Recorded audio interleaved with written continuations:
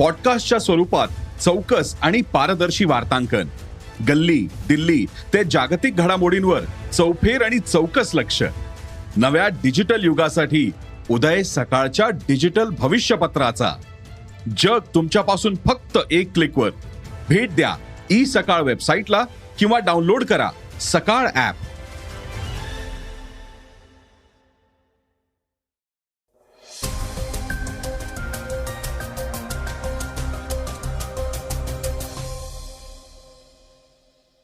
नमस्कार, मी सुधीर इंगळगी. सकाळच्या पॉडकास्टमध्ये आपलं स्वागत आहे. आज पॉडकास्टमध्ये ऐकणार आहोत, आज मानवानं चंद्रावर पाऊल ठेवलं त्याला 52 वर्ष पूर्ण झाली. ब्रिटनच्या पंतप्रधान पदाच्या शर्यतीत आघाडीवर असलेल्या ऋषी सुनक यांनी केलं आपल्या सासू सासऱ्यांचं कौतुक. आणि चर्चेतील बातमीत ऐकणार आहोत, शिवसेनेच्या 12 खासदारांनी गटस्थापनेचं पत्र लोकसभा सभापतींना दिलं. आता ऐकूयात सविस्तर बातम्या. पॉडकास्टची सुरुवात करूयात एका ऐतिहासिक बातमीने. One small step for a man, one giant leap for mankind. Neil Armstrong यांनी हे ऐतिहासिक शब्द उच्चारताच सगळीकडे जल्लोष झाला. मानवानं चंद्रावर पहिलं पाऊल ठेवलं होतं. आज या घटनेला 52 वर्ष पूर्ण होत आहेत. 20 जुलै 1969ला अपोलो 11 हे अंतराळयान चंद्रावर लँड झालं. 16 जुलैला अपोलोने 76 तासांचा प्रवास करून चंद्राच्या कक्षेत प्रवेश केला. 16 जुलैला नील आर्मस्ट्रॉंग, बझ ॲल्ड्रिन आणि मायकेल कोलिन्स यांनी फ्लोरिडा येथील केनेडी स्पेस सेंटरवरून चंद्राकडे उड्डाण केलं होतं. 20 जुलैला 4 दिवसानंतर अपोलो 11 हे यान चंद्रावर उतरलं आणि मानवाने ऐतिहासिक पाऊल चंद्रावर ठेवलं. खरं तर रशिया आणि अमेरिकेत अंतराळ संशोधन स्पर्धा सुरू होती. तेव्हा अमेरिकेचे राष्ट्राध्यक्ष जॉन एफ केनेडी यांनी अमेरिका चंद्रावर पाऊल ठेवेल अशी महत्वाकांक्षा व्यक्त केली. 25 मे 1961ला त्यांनी घोषणा केली आणि 20 जुलै 1969ला अमेरिकेने चंद्रावर पाऊल ठेवणारं पहिलं राष्ट्र बनण्याचा मान मिळवला.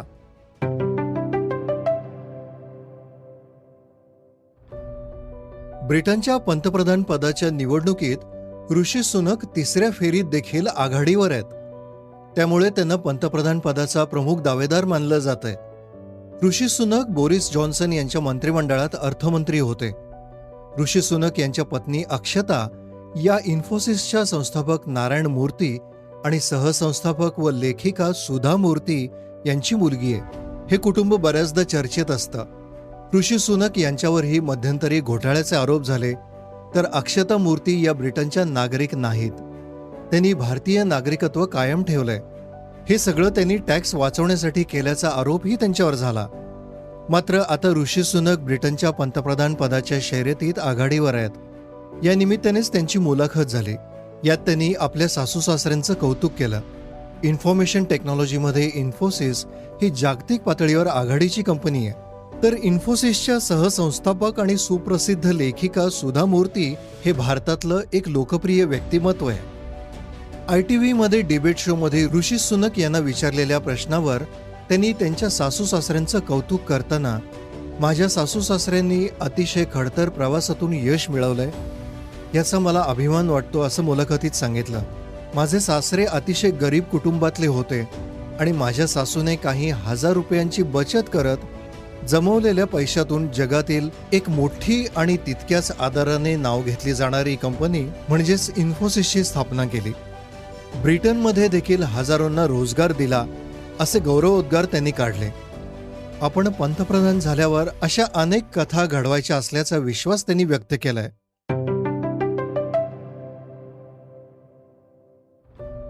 डॉलरच्या तुलनेत रुपया 80 रुपयांवर घसरला. एका अमेरिकन डॉलरसाठी भारताला 80 रुपये मोजावे लागणार आहेत.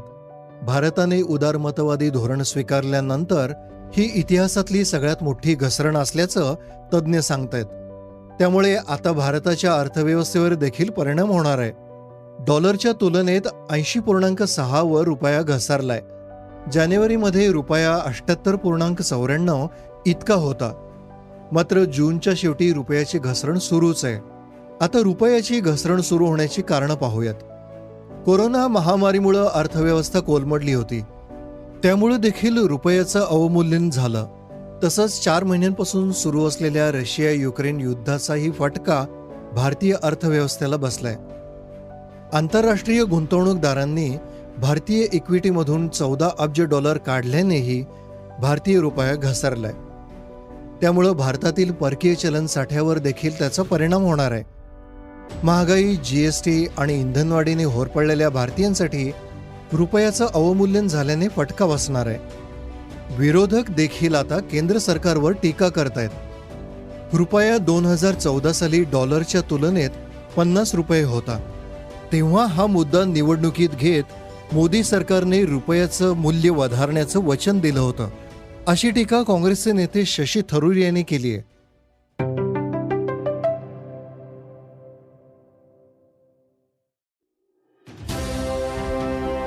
आम्ही जाणतो सर्वसामान्यांचं मन आणि होतो त्यांचा आवाज. म्हणून डिजिटल युगातही सकाळचे पॉडकास्ट बनलंय तुमचा बुलंद आवाज. ऐकायला विसरू नका सकाळच्या बातम्या रोज सकाळी 7:30ला. सकाळ, राखतं परंपरा पत्रकारितेच्या गरिमेची.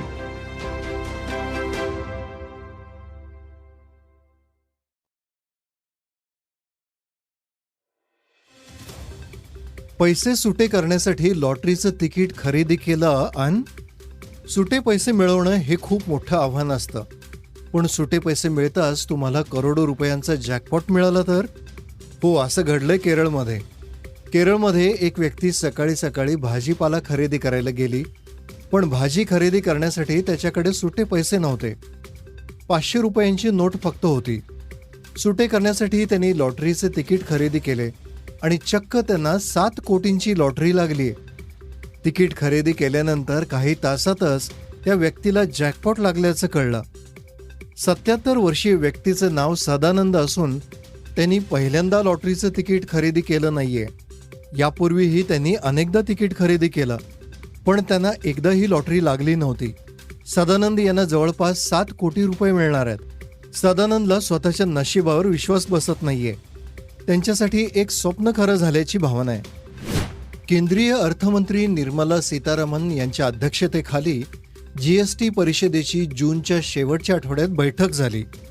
या बैठकीत पॅकबंद आणि लेबल केलेले फ्रोझन वगळता मासे, दही, पनीर, लस्सी, मध, सुका मखाना, कोरडे सोयाबीन, मटार यांच्यावर जीएसटी लागू करण्याचा निर्णय घेण्यात आला. तर गहू आणि इतर तृणधान्ये आणि तांदूळ यावर 5% जीएसटी लावण्याचा निर्णय घेण्यात आलाय. हा बदल मंगळवारपासून लागू करण्यात आलाय. यावर आता चहूबाजूंनी टीका होतीये. अशातच स्वाभिमानी शेतकरी संघटनेचे नेते राजू शेट्टी यांनी आता फक्त मरण स्वस्त आहे, त्याला कधी जीएसटी लावता, असा खोचक सवाल केंद्राला केलाय. जीएसटी लागू झाल्याने काय परिणाम होणार आहेत याविषयी आमचे प्रतिनिधी अनिल जाधव यांनी विश्लेषण केलंय. ऐकूयात. नमस्कार, मी अनिल जाधव. सकाळच्या पॉडकास्टमध्ये आपलं स्वागत. सरकारनं आजपासून तुमचं आमचं जगणं महाग केलंय. जीएसटी कायदा लागू करताना यात अन्नधान्याचा समावेश होणार नाही असं आश्वासन त्यावेळी दिलं होतं. पण सरकारनं आता पॅकिंग व लेबल असलेल्या नॉन ब्रँडेड अन्नधान्य व खाद्यपदार्थांवर 5% जीएसटी लागू केलाय.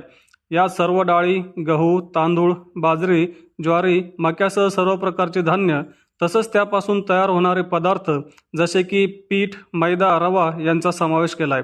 तर दही, पनीर, ताक आदी दुग्धजन्य पदार्थ आणि चिरमुरे, गूळ, पापड, मासे, सेंद्रिय खते आणि क्वायर पीत कंपोस्टवर जीएसटी लावलाय. म्हणजेच मालाच्या किमती 5% वाढल्या.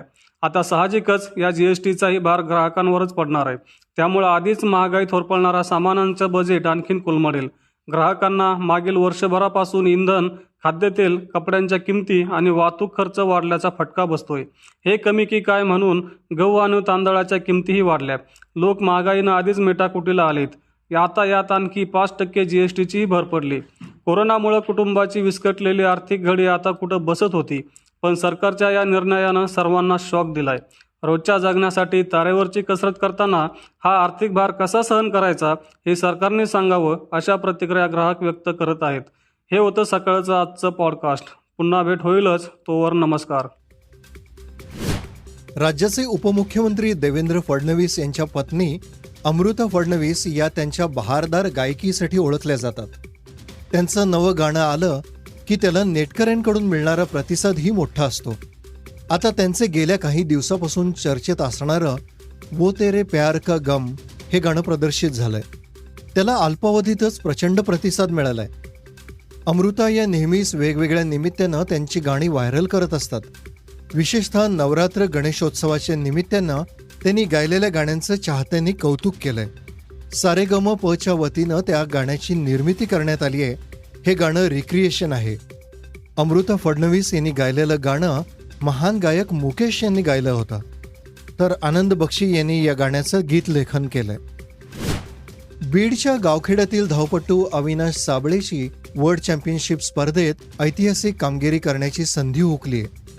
जागतिक ॲथलेटिक्स चॅम्पियनशिपच्या पुरुषांच्या 3000 मीटर स्टिपलचे स्पर्धेत तो 11व्या स्थानावर राहिला. अविनाशने ही शर्यत 8 मिनिटं आणि 31.75 सेकंद वेळेत पूर्ण केली आहे. सुवर्णपदक विजेत्या सुफिन अलने 8 मिनिटं 25.13 सेकंदात ही पूर्ण केली आहे. रौप्य पदक विजेत्या गरिमाने 8 मिनिटं 26.1 सेकंदात, तर कांस्य पदक विजेत्या क्रिपुटोने 8 मिनिटं 27.92 इतकी वेळ नोंदवली आहे. साबळे 2019 वर्ल्ड चॅम्पियनशिपच्या अंतिम फेरीत पोहोचला होता. यावेळेस अविनाश 13व्या स्थानावर होता. त्याने जूनमध्ये डायमंड लीगमध्ये 8 मिनिटं 12.48 वेळ नोंदवत विक्रम केला होता. श्रोते हो, आता चर्चेतील बातमी. शिवसेनेच्या 12 खासदारांनी गटस्थापनेचं पत्र लोकसभा सभापतींना दिलं. एकनाथ शिंदेंच्या दिल्ली दौऱ्याकडे सर्व महाराष्ट्राचं लक्ष लागलं होतं. यापूर्वीच शिवसेनेचे 12 खासदार एकनाथ शिंदे गटात सहभागी होणार याविषयी चर्चा झाली होती. मात्र मंगळवारी सकाळपासूनच दिल्ली शिवसेना खासदारांनी मुख्यमंत्री एकनाथ शिंदेंची भेट घेतली. त्यानंतर 12 शिवसेना खासदारांची बैठक झाली. बैठक आणि इतर घडामोडींना वेग आला. त्यानंतर मुख्यमंत्री एकनाथ शिंदे यांनी 12 खासदारांबरोबर पत्रकार परिषदेत घेत भूमिका स्पष्ट केली आहे. खासदारांच्या गटनेतेपदी राहुल शेवाळे यांची नियुक्ती करण्यात आली आहे आणि मुख्य प्रतोदपदी भावना गवळी यांची निवड करण्यात आली असून या 12 खासदारांनी गटस्थापनेचं पत्र लोकसभा सभापतींना दिलंय.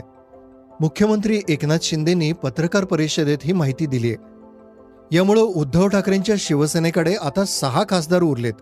मात्र एकनाथ शिंदेंनी शिवसेनेच्या सर्व म्हणजेच 18 खासदारांना आता भावना गवळी यांचं व्हीप लागू होईल असं म्हणत आम्ही एनडीए बरोबर असू असंही मुख्यमंत्री शिंदे म्हणालेत. सर्व 12 खासदार जे आहेत आपले, त्यांनी आज लोकसभा स्पीकरकडे पत्र दिलं. शिवसेना लोकसभा गट तयार करून 12 लोकांचं पत्र दिलेलं आहे. हा एक विषय आज होता दिल्लीमध्ये येण्याचं कारण. दुसरा एक महत्त्वाचा विषय जो ओबीसी रिझर्वेशन जे आहे त्याची उद्या केस आहे आणि त्या संदर्भात देखील सर्व वकील तज्ज्ञ यांच्यासोबत बैठक, प्रिपरेशन आणि सगळ्याच गोष्टींवर चर्चा. श्रोते हो, हे होतं सकाळचं पॉडकास्ट. उद्या पुन्हा भेटूयात. धन्यवाद. रिसर्च आणि स्क्रिप्ट हलिमा बी कुरेशी. वाचा, बघा आणि आता ऐका आणखी बातम्या isakal.com वर. तुम्ही हा पॉडकास्ट isakal वेबसाईट आणि ऍपवर सुद्धा ऐकू शकता. विसरू नका, या पॉडकास्टला आपल्या आवडीच्या पॉडकास्ट ऍपवर सबस्क्राईब किंवा फॉलो करायला.